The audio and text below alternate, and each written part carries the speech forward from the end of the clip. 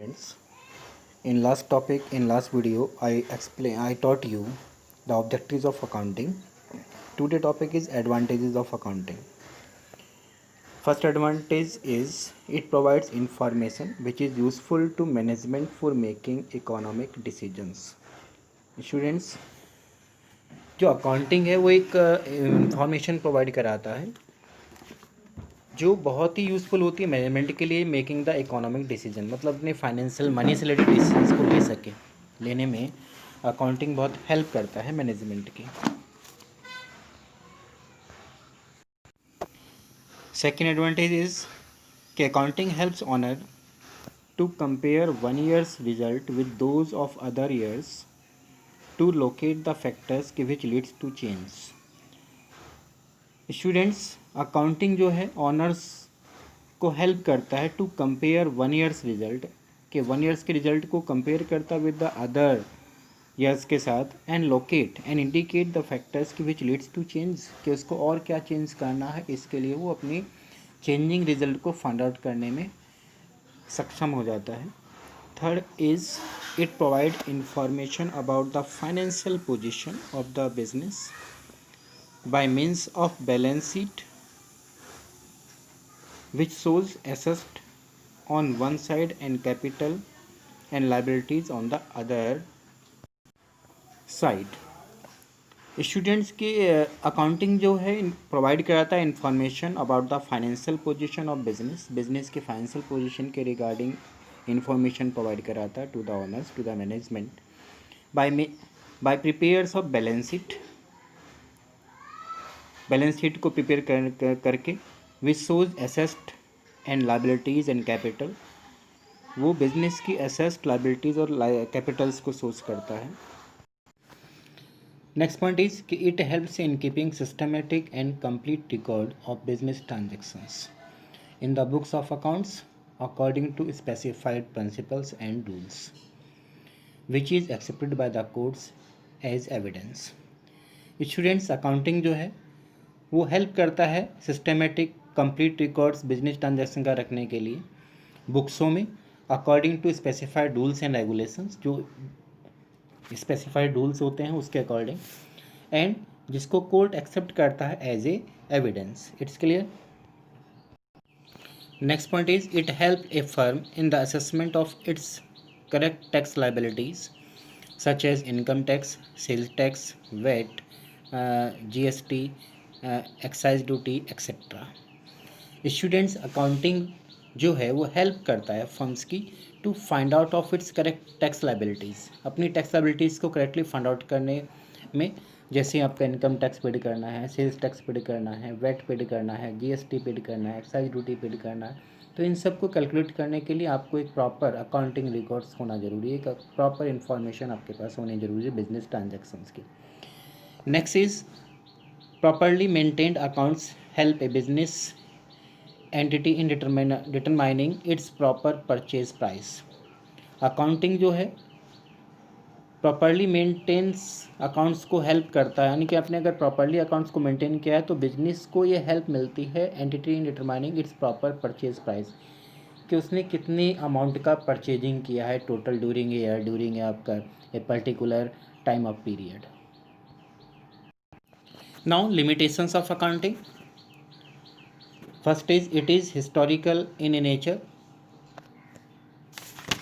बच्चों, अकाउंटिंग जो है वो हिस्टोरिकल होता है नेचर्स में। It does not reflect the current worth of the business. ये करंट वर्थ जो प्रेजेंटली आपका एसेस्ट होती है उसको रिफ्लेक्ट नहीं करता।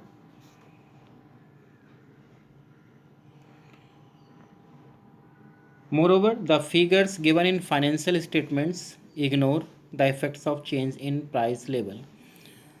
ये और कहता है जो figures given in financial statement, जो फाइनेंशियल स्टेटमेंट में फिगर दी जाती है उसको इग्नोर करता है the effect of change in the price level. जो इग्नोर कर दिया है तो उसको जो चेंज आएगा प्राइस लेवल में उसके इफेक्ट को ये इग्नोर कर देता है। सेकेंड इज कि it contain only those informations which can be expressed in terms of money. Student, मैंने बताया था कि अकाउंटिंग जो ओनली मनी टर्म्स को एक्सेप्ट करता है, जितनी भी आपका ट्रांजेक्शन्स इन मनी टर्म्स में होंगी उसी को एक्सेप्ट करता है। तो ये वही पॉइंट्स है कि it contains only those information which can be express in terms of money, यानी कि अकाउंटिंग में वही ट्रांजैक्शंस को एक्सेप्ट किया जाता है, उन्हीं इन्फॉर्मेशन को एक्सेप्ट किया जाता है which are express in money, जो मनी में यानी कि करेंसी में या मनी में एक्सप्रेस की जा सके। It ignore qualitative elements such as efficiency of management, quality of staff, customer satisfaction etcetera.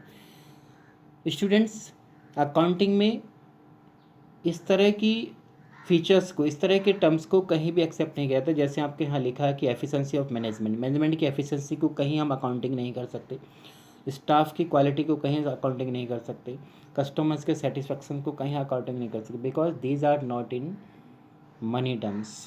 It's clear.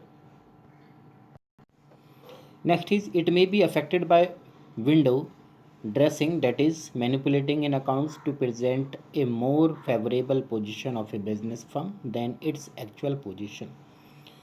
बच्चों ये पॉइंट से कहता है कि it may be affected bye Windows dressing, यानी कि जो मैनिपुलेट्स आप अकाउंट्स में करते हैं, है ना, to present a more favourable position, अपने बिजनेस की पोजीशन को, फेवरेबल पोजीशन को मोर करने के लिए, ठीक है, अपनी एक्चुअल पोजीशन से उसको उसमें आप मैनिपुलेट कर देते हैं कि जो एक्चुअल पोजीशन है उसको आप इग्नोर कर देते हैं, और जो अपने बिजनेस फर्म को फेवरेबल या हाईलाइट करने के लिए, है ना, आप जो है उसमें मैनिपुलेट्स करते हैं, उसके अकाउंटिंग में, उसके विंडोज़ में। It's clear.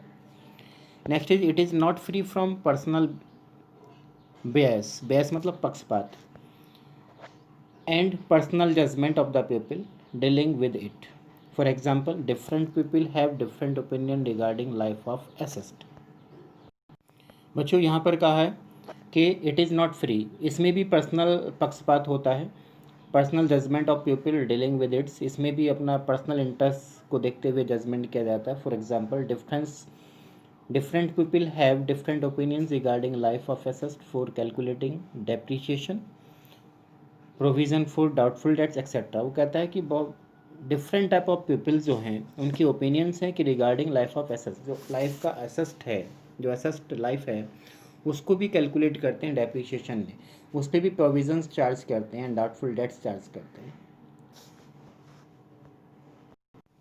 It is based on various concept that convenience which may hamper the disclosure of realistic financial position of a business firm. बच्चों, इसमें भी बहुत सारे ऐसे कंसेप्ट, ये अकाउंटिंग जो है बहुत सारे ऐसे कंसेप्ट पर डिपेंड्स होता है जो कन्वेंशंस होते हैं, विच में हैम्पर द आपका disclosure of realistic financial position, जो रियल पोजीशन होती है अकाउंट्स की उसको डिस्क्लोजर करते हैं बिजनेस फर्म की। For example, assets in balance sheet are shown at their cost, जो हम बैलेंस शीट में एसेट्स को शो करते हैं वो उसकी उनकी कॉस्ट पर शो करते हैं, and not a their market value, उनकी मार्केट वैल्यू पर नहीं करते, तो which could be realised on their sale, ठीक है, जो उनकी सेल्स को रियलाइज करती है। तो दीज आर द आपका